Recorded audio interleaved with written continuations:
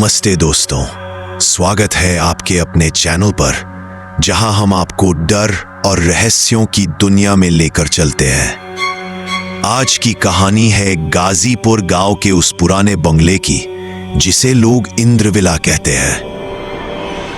मेरा नाम विक्रम सिंह है। कभी सरकारी अफसर था, लेकिन आज मैं सिर्फ एक आत्मा हूं। हाँ, मेरी मौत इसी बंगले में हुई थी। वैवाहिक कलह से तंग आकर मैंने इस बंगले की छत से छलांग लगा दी और तब से मेरी आत्मा यहीं कैद है। इस घर की दीवारें मेरे अधूरे दर्द से गूंजती हैं। कभी कोई शीशा या पानी में झांको तो मेरा चेहरा नहीं दिखेगा, लेकिन जिसने भी मेरा विकृत रूप देखा उसका होश उड़ गया।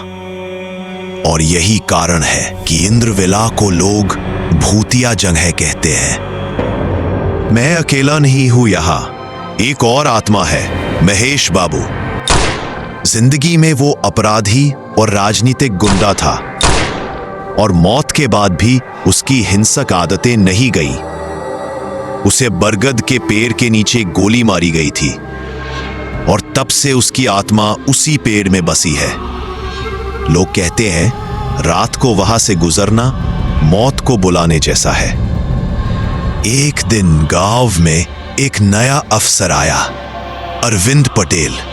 दिखने में सख्त, भारी मूंछों वाला, पर असल में वो सिर्फ अफसर नहीं था, बल्कि एक तांत्रिक भी था। उसने बंगले में डेरा डाला और अनुष्ठान शुरू किए ताकि इस जगह को आत्माओं से मुक्त कर सके। मैं चुपचाप देख रहा था और मन में डर बैठ गया। अगर ये सफल हो गया तो मैं बेघर हो जाऊंगा। अमावस्या की रात अंधेरे में डूबे बंगले में अरविंद ने मंत्रोच्चार शुरू किया। मोमबत्तियों की लौ कांपने लगी, हवा अचानक ठंडी हो गई। उसी वक्त महेश बाबू प्रकट हुए। उनका रूप भयावह और काला था। अरविंद और महेश के बीच एक भयानक संघर्ष छिड़ गया। मंत्र और श्राप की टकराहट से पूरा बंगला कराहने लगा। घंटों तक लड़ाई चलती रही और आखिर भोर से पहले अरविंद ने महेश को कैद कर लिया, लेकिन ये जीत उसे भारी पड़ी। अगली सुबह गांव में खबर फैली, अरविंद पटेल अपने कमरे में मृत मिले। उनके चेहरे पर भय की जमी हुई छाप थी। लोग कहते हैं यह महेश बाबू की प्रतिशोधी आत्मा का काम था।